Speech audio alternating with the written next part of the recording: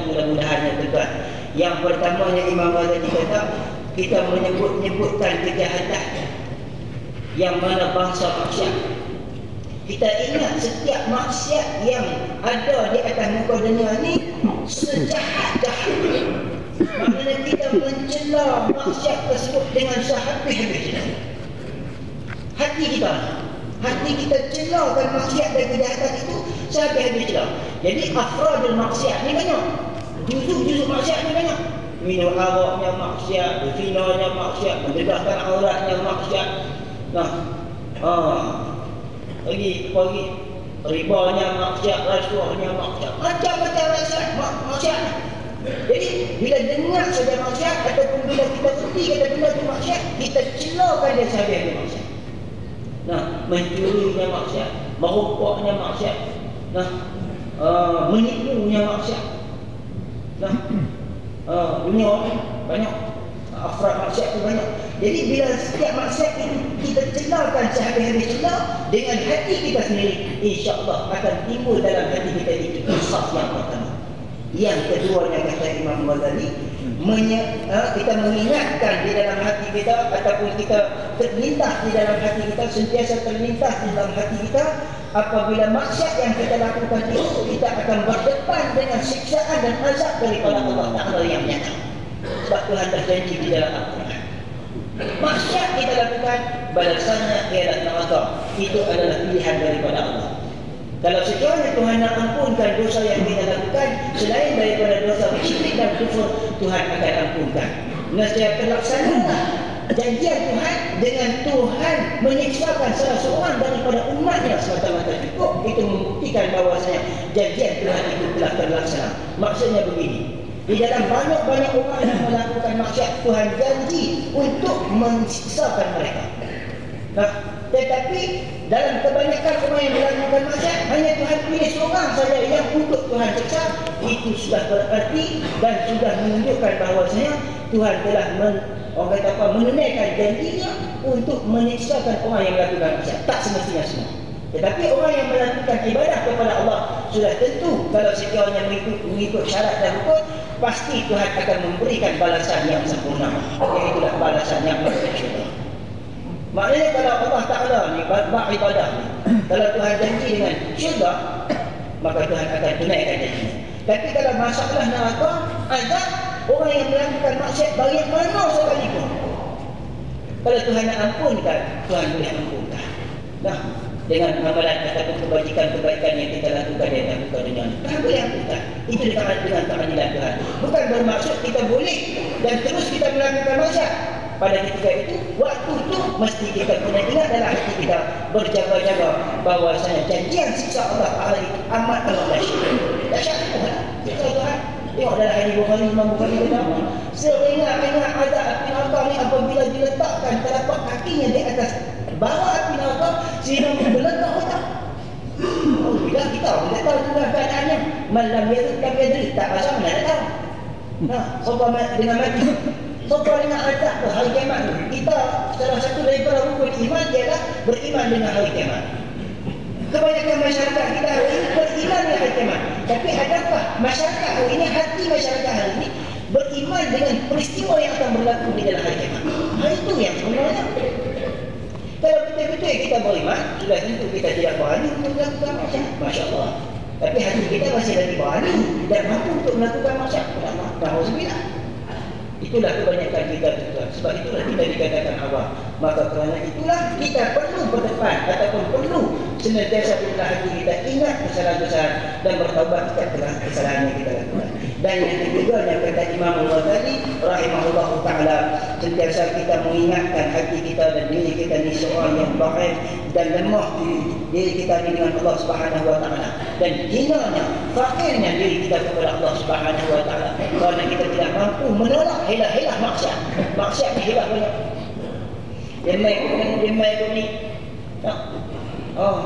Yang paling bahaya sekali ni orang banyak ni juga. Ingat orang jadi guru ustaz ni bagus. Paling dahsyat sekali juga. Paling besar fitnahnya duit. Paling bahaya. Fitnah. Betul ke tak? Paling mudah dapat duit orang mudah kan? Nah, tak payah nak. Nah, 15 minit, sejam, boleh ke 300 ya? Tujuan itu apa? Kalau ilmu itu digunakan untuk dunia, neraka tempatnya. Ini yang kata neraka. Jangan kata nak masuk syurga, bau syurga, bukan apa? Man talaba al-ilma li gharadi dunya lam yarih al-jannah. Siapa yang menuntut ilmu agama, ilmu akhirat, kerana semata-mata mata benda dunia, tak bau syurga, bukan. Tujuan apa? Nah, nak cari ikhlas susah. Sebab tu maksiat ni banyak juga. Maksiat zahir maklum, maksiat batin maklum. Maksiat batin nak jauhkan diri kita daripada riak, wujud dan kabur. Nah, kadang-kadang kita ada jaga tak mau bagi riak, dia nak wujud tak? Riak ni apa? Bahasa bangga. Riak ni bahasa bangga dengan ibadah yang kita lakukan. Menunjuk-nunjuk kepada orang lain dengan ibadah yang kita lakukan. Hari ni aku berusaha untuk tak mau riak. Nah, hari ni aku berusaha untuk aku tak mau menunjuk-nunjuk ibadah aku. Tapi dia main ikut mereka ini. Dia main mana? Dia main wujud lah. Han tengok, hang ini hebat. Nah, hang hebat ni. Hang tak riak pun. Berasa dalam hati kita ni hebat. Itulah wujud. Dia serang kot ni tak boleh, dia serang kot ni pula. Dia serang kot ni tak boleh, dia serang kot ni pula. Seribu-ribu jalan yang disebutkan oleh Imam Ghazali di dalam kitab Ihya, iblis akan menyesatkan umat manusia. Sama ada jalan dunia ataupun jalan akhirat. Sudah pasti tentu. Dan tentu iblis akan menyesatkan. Firman Allah Ta'ala, la'ughwiyannahum ajma'in illa ibadaka minhumul mukhlasin. Seperti mana yang engkau telah sesatkan aku ya Allah, iblis kata-kata. Seperti mana yang kau telah sesatkan aku ya Allah, aku minta kepadamu. Iblis minta kepada Allah, Allah tak izin. Aku nak sesatkan seluruh umat Adam. Aku nak sesatkan seluruh umat manusia, sama ada dengan jalan dunia ataupun dengan jalan agama ataupun jalan akhirat. La'ughwiyannahum ajma'in illa ibadaka minhumul mukhlasin. Yang aku selendang angkat tangan, aku tak boleh nak sesatkan mereka.